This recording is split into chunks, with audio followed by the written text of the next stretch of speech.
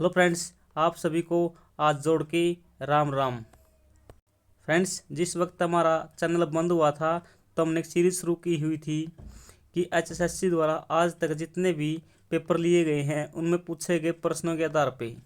और दोस्तों, हम इसमें सभी तरह के प्रश्न करेंगे, हार्ड हो चाहे इजी हो, क्योंकि दोस्तों कुछ साथी नए सिरे से अपनी तैयारी शुरू कर रहे हैं पहली बार। तो दोस्तों उनके लिए तो वो प्रश्न पहली बार हैं, हार्ड हैं। लेकिन जो दोस्त कई साल से अपनी तैयारी कर रहे हैं उनके लिए प्रश्न ईजी हैं। लेकिन इस वीडियो में उन जो साथी पुराने हैं उनके लिए भी कुछ हार्ड प्रश्न मिलेंगे, इसीलिए वो भी इस वीडियो को पूरा देखें। इसकी पीडीएफ आपको विद ऑफिशियल आंसर की मिलेगी। दोस्तों, पीडीएफ के लिए आप मेरा नंबर पर कॉन्टैक्ट कर सकते हैं 8707880646। आपको पीडीएफ मिले तो ठीक है, अन्यथा इस नंबर पे कांटेक्ट कर सकते हैं आप, क्योंकि पीडीएफ टेलीग्राम ग्रुप में मिल जाएगी। लेकिन कई दोस्तों की वीडियो डाउनलोड नहीं होती या टेलीग्राम ग्रुप नहीं मिलता, तो दोस्तों आप इस नंबर पे कांटेक्ट कर सकते हैं। दोस्तों, आपके लिए 24 घंटे हेल्पलाइन शुरू रहेगी, किसी भी टाइम आप कॉल कर सकते हो, चाहे हरियाणा से संबंधित किसी प्रकार की जानकारी लेनी हो। दोस्तों, आपको सब जानकारी आपको यहाँ पर मिलेगी। चलिए दोस्तों, वीडियो शुरू करते हैं आज की। फ्रेंड्स, ये ऑफिशियल आंसर की है, आप देख सकते हैं सीरीज डी है और पेपर नंबर 19 है। दोस्तों, आपको पीडीएफ मिलेगी उसके नीचे लगी मिलेगी ये आपको आंसर की। आप इसे अपने प्रैक्टिस सेट के रूप में भी प्रयोग कर सकते हैं, क्योंकि आपको ऑफिशियल आंसर की है जो एचएसएससी द्वारा दी जाती है। क्योंकि दोस्तों आप इसके आधार पर ऑब्जेक्शन भी लगा सकते हैं, क्योंकि आपके पास ऑफिशियल आंसर की है। और यदि वो आंसर की नहीं मान्य हो तो आप कोर्ट भी जा सकते हैं, क्योंकि आप कह सकते हैं कि आपने उसी एग्जाम में ये प्रश्न पूछा था, इसका ये आंसर है। चलिए फ्रेंड्स, वीडियो शुरू करते हैं। ये पहला प्रश्न है दोस्तों, हम इसमें केवल हरियाणा जी के प्रश्न देखने वाले हैं और हिंदी के बाकी आप खुद कर सकते हैं प्रैक्टिस, क्योंकि यदि सभी प्रश्न कराने लग गए तो वीडियो बहुत लेंथी हो जाएगी। तो प्रश्न नंबर 31, निम्न में से कौन towards a hanger free world नामक पुस्तक के लेखक हैं? कौन है दोस्तों इसके? दोस्तों थोड़ा रिलेट कर सकते हैं, आप ट्रिक बना सकते हैं। हंगर मतलब अब भारत भूखा था तो भारत को किसने अन्न दिया था? स्वामीनाथन ने, हरित क्रांति ला करके। इस प्रकार आप एक ट्रिक बना सकते हैं। हंगर से हो गया स्वामीनाथन। आगे कभी एग्जाम में बुक पूछी जाए तो आप बेझिझक इसका आंसर कर सकते हो, स्वामीनाथन। इस पेपर का ये फायदा है कि आगे एग्जाम में सेम टू सेम प्रश्न रिपीट हो, लेकिन आपका प्रश्न गलत न हो। आगे फ्रेंड, जो शास्त्रीय नृत्य है वो किस राज्य में किया जाता है? वो दोस्तों असम में किया जाता है। आप देख सकते हैं हरियाणा में तो है ही नहीं बिल्कुल। मणिपुर में मणिपुरी है। तो ऑप्शन 2 बच गए दोस्तों, पश्चिम बंगाल और असम। लेकिन दोनों में किया जाता है ये दोस्तों, लेकिन मुख्य रूप से असम में किया जाता है। बिहू और ये शास्त्रीय दोनों किए जाते हैं। एक डांडिया पूछा जाता है दोस्तों, डांडिया गुजरात का है। आगे चलते हैं। निम्नलिखित में से किस नीति निर्देशक तत्वों को संविधान के 42वें संविधान अधिनियम 1976 में जोड़ा गया था? आंसर का बी है, सम्मान, न्याय एवं मुफ्त कानूनी सहायता।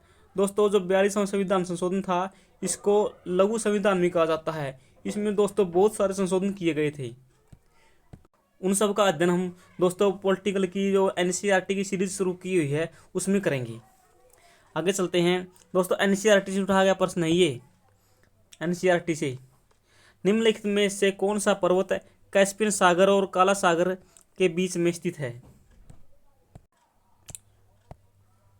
ये कैस्पियन सागर है, ये ब्लैक सी है। इन दोनों के बीच कौन सा पर्वत है? यहाँ को पर्वत है यूराल पर्वत है, लेकिन ऑप्शन में यूराल पर्वत नहीं दिया है, तो आप आंसर लगाओगे काकेश पर्वत। कौन सा? काकेश।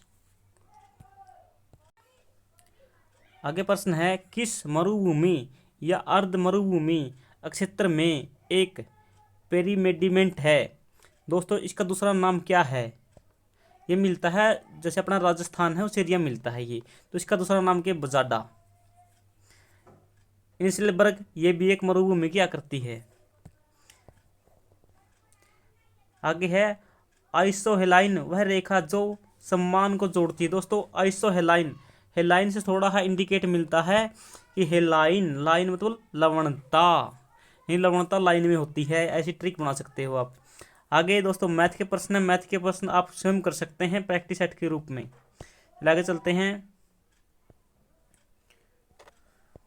ये आपको पूरी की पूरी पीडीएफ टेलीग्राम ग्रुप में मिलेगी विद आंसर की। आगे हिंदी के प्रश्न देख लीजिए एक बार। अदृश्य, अदृश्य का सही उत्तर क्या है एचएसएससी की ऑफिशियल आंसर की के अनुसार अंधा। अंधा दोस्तों अंधा है नहीं, आपन तो दिखाई देव अंधा, अदृश्य का मतलब जो किसी ने दिखाई नहीं देता, किसी को भी दिखाई नहीं देता। जैसे दोस्तों अवा है, अवा किसी को दिखाई देती है, बिल्कुल नहीं दिखाई देती। इस प्रकार दोस्तों भाग्य है, किसी को दिखाई दे वो भाग्य कैसा है, नहीं दिखाई देता। नसीब है, नसीब भी भाग्य का एक समानार्थी शब्द है, ये दोनों समानार्थी हैं। पराबद्ध, पराबद्ध भी क्या है, एक भाग्य की तरह ही है, किसी को दिखाई नहीं देता यूं। आगे है अज, अज का क्या है, सन्यासी, समानार्थिक अनेकार्थी शब्द नहीं है। अनेकार्थी का अर्थ क्या होता है कि एक शब्द के अनेक अर्थ है। इस प्रकार अज है, अज मैंने बकरा भी होता है, अजन्मा भी होता है, मेष राशि भी होता है। आगे पुरोहित का उपसर्ग, पुरोहित में पुर लग रहा है, पुर आगे विसर्ग लग रहा है। आटे दाल का भाव मालूम होना, वास्तविकता का पता चलना। दोस्तों सबके सब प्रश्न एनसीईआरटी की 6वीं से लेकर 10वीं की कक्षा के बीच से प्रश्न आए हुए हैं, नु के डिट्टो आते हैं, कोई बदलाव नहीं होता इनमें।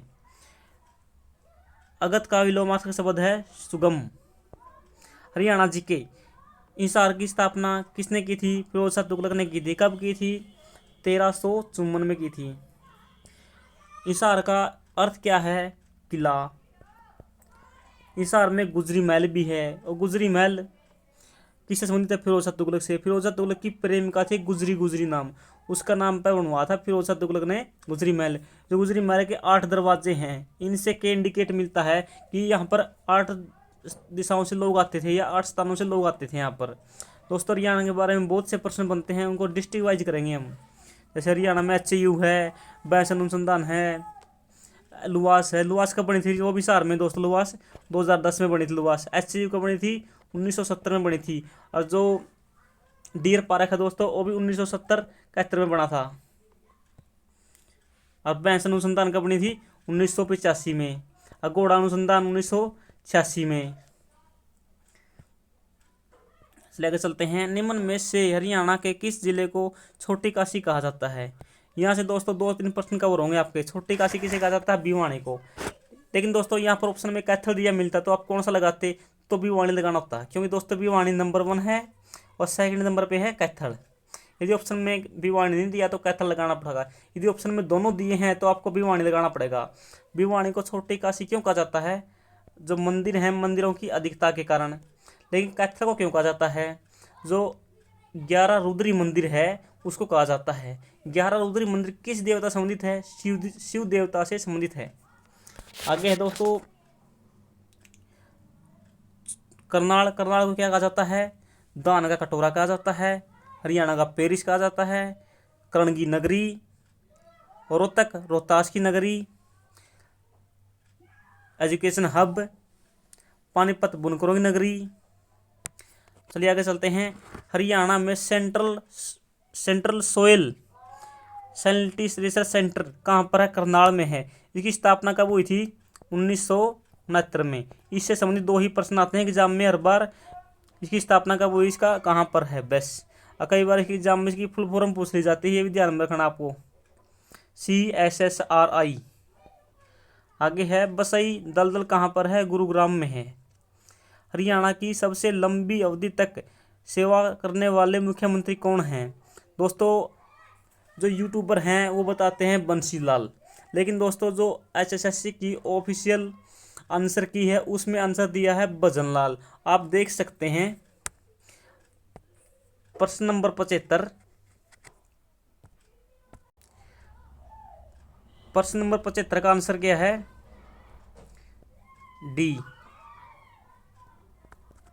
डी आंसर है, यानी भजनलाल। जो भजनलाल है इसका कार्यकाल कितना है? 3952। लेकिन जो बंसीलाल है उसका कार्यकाल कितना है? 4633। लेकिन दोस्तों एसएससी हिंदी इसको सही मानती है, भजनलाल को। तो अपना भजनलाल ऐसे ही मानना है जी। ऑफिशियल आंसर की मान से दे रखा है तो आप कभी भी ऑब्जेक्शन लगा सकते हैं। आगे देखते हैं, अनुसूचित जाति की प्रत्याशियों की जो सीट हैं एससी की कितनी है वर्तमान में हरियाणा में विधानसभा की? 2 हैं। 2 तो 100 लोकसभा की हैं, 17 हैं विधानसभा की। 2 लोकसभा कौन सी हैं? अम्बाड़ा और सिरसा। ये दोनों ही क्या हैं दोस्तों? एससी की सीटें हैं।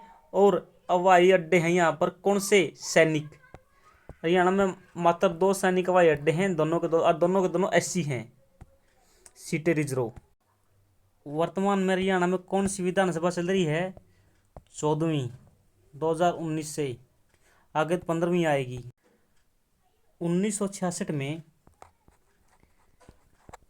हरियाणा में कुल विधानसभा की सीट कितनी थी? 54। और एससी की कितनी थी? 10। और अब कितनी एससी की? 17। 1967 में जो हरियाणा में सीटें कितनी होगी कुल में? 81। एससी की कितनी हुई थी? 80 की जो 12 हो गई थी शायद। और 1977 में कितनी थी सीटें? 90, जो आज भी 90 हैं। और एससी की आपको पता है 15 हैं, 17।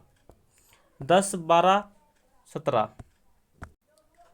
साथियों लोकसभा की हैं 1966 में कितनी सीटें थी? 7। और 1967 में कितनी होगी थी आगे बढ़कर? 9। और 1977 में कितनी होगी? 10। इन सबको आप ध्यान में रखना क्योंकि एग्जाम में बार बार पूछा जाते हैं इनसे प्रश्न। चलिए आगे देखते हैं। हरियाणा के राजकीय स्तनपायी रूप में माना जाता है ने हरियाणा का पशु पूछा कौन सा है? Black buck. चल आगे चलते हैं। ऐतिहासिक ग्रांड ट्रैंक रोड निम्नलिखित में से हरियाणा के किस जिले से होकर गुजरता है? दोस्तों आपको चलिए मैप पर ले चलते हैं एक बार। मैप से आपका ये प्रश्न बिल्कुल आसानी से सोल्व हो जाएगा। साथियों देखियो हरियाणा का मैप में जो जीटी रोड है उसे बोला जाता है, ये जीटी रोड का पार्ट होता है दोस्तों ये। अब ऑप्शन देखो, आपके ऑप्शन देखिए एक बार। पानीपत, अम्बाड़ा, रोहतक, कुरुक्षेत्र दिए हैं, इनमें से कौन सा नहीं देखना है? पानीपत, अम्बाड़ा, कुरुक्षेत्र, रोहतक। ये रहा दोस्तों पानीपत। आगे चले थे, ये रहा दोस्तों कुरुक्षेत्र। फिर आगे ये अम्बाड़ा।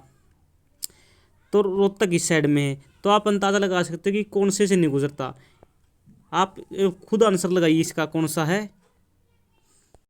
मैं आपको ही बोलता हूँ, यदि आप कुछ भी पढ़ो, चाहे हरियाणा जीके हो, चाहे इंडिया जीके हो, चाहे वर्ल्ड जीके हो, आप उसको मैप के थ्रू पढ़िए। मैप के थ्रू आपको इमेजिनेशन करने से लंबे समय तक याद रहता है। इसीलिए आपके पास वर्ल्ड का मैप, हरियाणा का मैप और इंडिया का मैप आपके कमरे में, आपके रूम में होना चाहिए। चाहे आप लाइब्रेरी पढ़ते हो, चाहे कमरे में हो, घर पे हो, तो आपके पास ये 3 मैप होने चाहिए। जब भी आप इन हरियाणा जीके पढ़ो, इंडिया जीके पढ़ो, ज्योग्राफी पढ़ो, तो मैप के साथ पढ़ो। नदी है वो मैप में देखो, रोड है वो मैप में देखो, जो पर्टिकुलर स्थान है, लोकेशन उसकी मैप में इंडिकेट करो ताकि आपको लंबे समय तक इमेजिन रहे।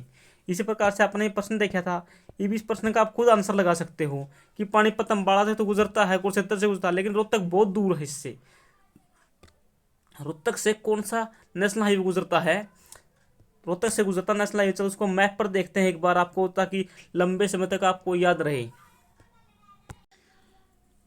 मैप पर आ चुके हैं। ये दिल्ली है, ये इधर देख लीजिए,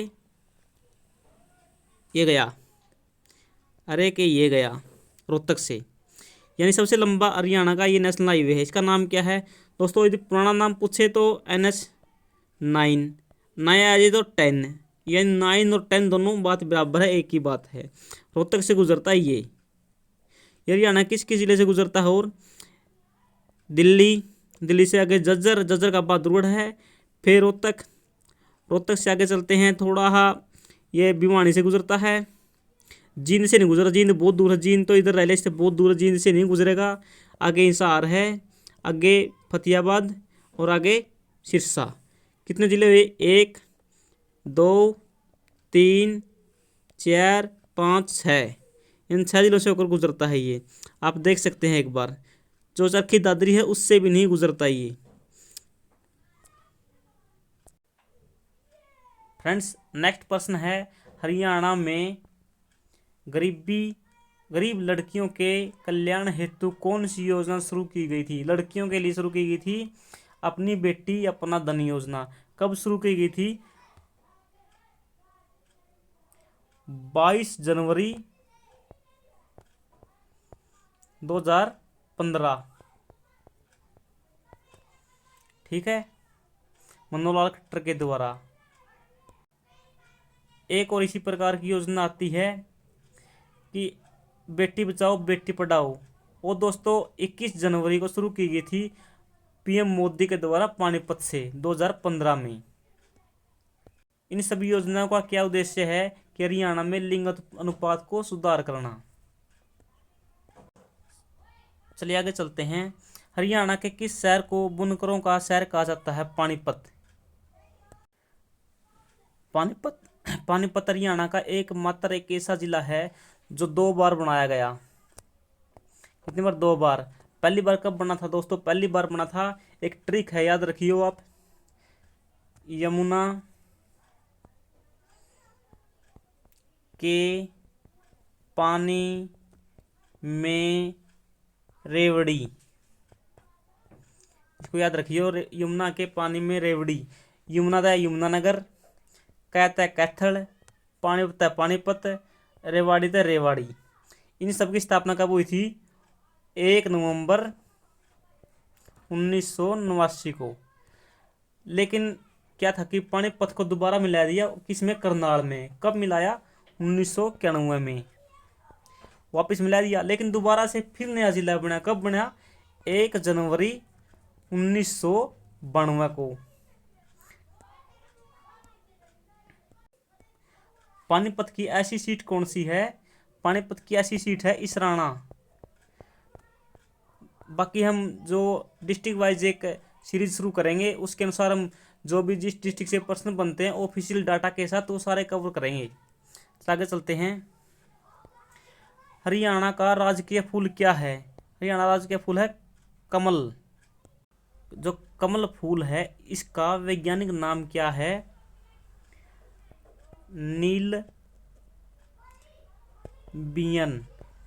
नीलबियन न्यूसीफेरा। याद रखना क्या विज्ञान, क्योंकि एग्जाम में पूछा जा सकता है। हरियाणा का राजकीय फूल है नीलबियन न्यूसीफेरा। आपको जो हरियाणा का राजकीय पक्षी काला तितर उसका बेरा फ्रैंकलिन है। आपको जो हरियाणा का पशु है उसका पता है, ब्लैक बक यानी काला हिरण। आगे चलते हैं। हरियाणा का कुल वर्गीकृत क्षेत्रफल कितना है? दोस्तों ये क्षेत्रफल किस में पूछा है? देख कुछ भी नहीं दिया, कुल क्षेत्र पूछा है, यानी वना का है यू। किसका? वनों का। कितना है यू? 1603। और दोस्तों अब एक्चुअल में कितना हो रहा है? 1621 हो रहा है अब। लेकिन डाटा पहले का दोस्तों, पिछले पेपरों से नुकान जो का तो प्रश्न उठाया गया, ये बिल्कुल नुकानू, कोई बदलाव नहीं इसमें। सूर्य शतकम किसकी रचना है? कवि मयूर भट्ट की। किसकी? कवि मयूर भट्ट की। आगे है, क्षेत्रफल के संदर्भ में निम्नलिखित में से हरियाणा का सबसे वृहत्तम वन्यजीव अभयारण्य कौन सा है? अबूबसैर। अबूबसैर कहाँ पर है? सिरसा में है। ये जो काला तितर है हरियाणा का राजकीय पक्षी, इसकी जन्मस्थली माना जाता है। लेकिन दोस्तों जो काला तितर है इससे संबंधित 3 प्रश्न एग्जाम में आते हैं। ब्लैक फ्रैंकोलिन या फीसेंट प्रजनन केंद्र पूछ लिया जावे तो पिंजौर। लेकिन यदि काला तितर प्रजनन केंद्र पूछ लिया जाओ तो पिपली। अकालातीतर की जन्मस्थली पूछ लिया तो अबूबसैर। ये 3 प्रश्न बनते, तीनों प्रश्न ध्यान में रखना होगा। जो अबूबसैर है इसका क्षेत्रफल कितना है टोटल में? कुल क्षेत्रफल है इसका 11,530.56 हेक्टेयर। लेकिन सबसे छोटा कौन सा मैंने लिख रखा है यहाँ पर? छिलछिला। कौन सा? छिलछिला। छिलछिला कहाँ पर पड़ता है? आप कमेंट बॉक्स में जरूर बताना। जो छिलछिला है इसका क्षेत्रफल कितना है? इसका क्षेत्रफल सबसे छोटा है, याद रखना होगा। चल लिख देता हूँ 28.92 हेक्टेयर।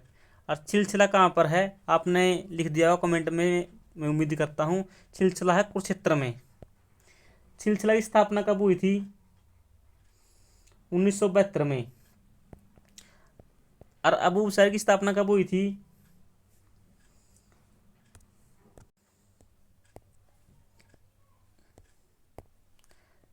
30 जनवरी 1987 को। जो खोले रतान है यू कहाँ पर है?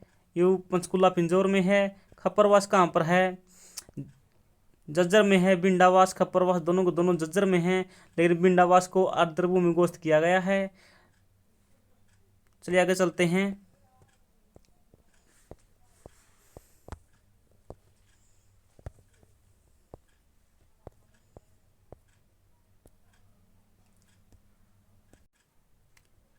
प्रश्न नंबर 85 अपन कर लिया।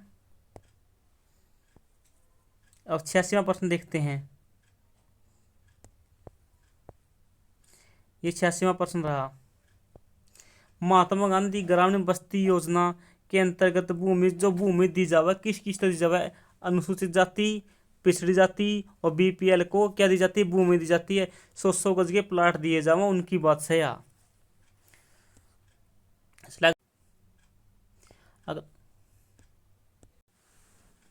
अगला प्रश्न है, निम्न में से किस राज्य या निकाय के अंतर्गत हरियाणा सरकार ने बांझ मुक्त पशुधन योजना शुरुआत की थी? किस निकाय के तहत की थी? दोस्तों ये ऐसे ऐसे हार्ड प्रश्न हैं, एग्जाम में सेम टू सेम आते हैं, डिटो कॉपी। यदि आपने पहले पढ़े हुए हो तो आपका आंसर सही हो जाता है, अन्यथा आपको तुक्का ही लगाना पड़ता है। तुक्का दोस्तों आपको पता है गलती भी लग सकता है और सही भी लग सकता है। इसीलिए दोस्तों आप अपने चैनल को सब्सक्राइब करें, और इस चैनल पे आपको ऐसी ही वीडियो मिलेंगी देखने को जो बिल्कुल एग्जाम के लिए परफेक्ट हैं। राष्ट्रीय कृषि विकास योजना। और अधिकतर लोग क्या लगाओगे दोस्तों? इसका आंसर लगाओगे ए, राष्ट्रीय पशुधन परियोजना, लेकिन गलत है दोस्तों। आपको ऑफिशियल आंसर की में इसका आंसर दिखा देते हैं, चलिए एक बार, क्या पता आपको भी डाउट रहे। प्रश्न नंबर 87 है ये। फ्रेंड्स देख लीजिए प्रश्न नंबर 87 का क्या आंसर दिया है? बी।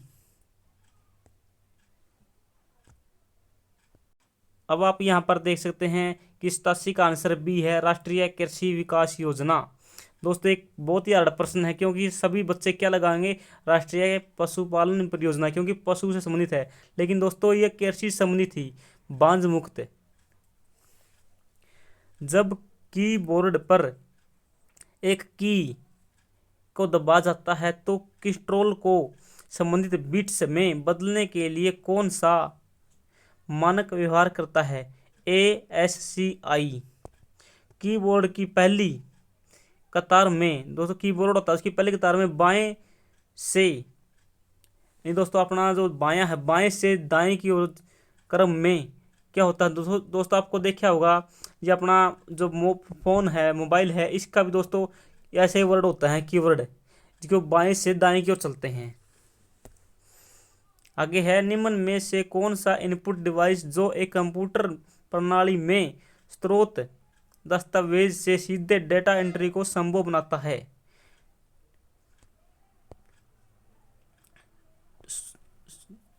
सीधे डेटा एंट्री का संभव बनाता है, सीधी डाटा एंट्री हो जाए दोस्तों, कौन सा हो? Data scanning device. दोस्तों आप इफ स्कैनिंग करा, हाँ जो अपना स्कैनर होता है उसके द्वारा जो डाटा है नहीं वो सीधा का सीधा अपने फ़ोन के अंदर इंक्लूड हो है, यानी फ़ोन के अंदर सीधा पहुँच है, अपना कोई की दबाने की जरूरत नहीं होती। इसे बोलते हैं सीधा ही डाटा अंदर कैसे जावे फ़ोन का हो जे। या दोस्तों इनपुट डिवाइस पूछा है इसने, इनपुट डिवाइस आप देख सकते हैं, इनपुट डिवाइस स्कैनिंग है एक, और कौन सा भी इनसे मिलता जुलता नहीं है। स्कैनिंग ऑप्शन में नहीं होता तो आप यहाँ पर बार कोड भी सही होता आंसर।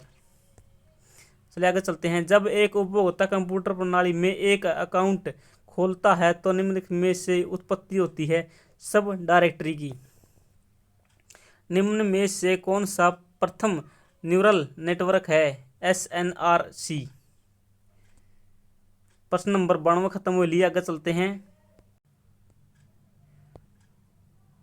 प्रश्न नंबर 93 है, हरियाणा में कौन सी नहर सबसे प्राचीन है? सबसे प्राचीन नहर पश्चिमी यमुना नहर है। किसने बनाई थी? आप फिरोज शाह तुगलक ने बनाई थी। सबसे प्राचीन है और हरियाणा की एक प्रकार की जीवन रेखा है। लेकिन हरियाणा की वास्तव में जीवन रेखा किसको माना जाता है? SYL को माना जाता है।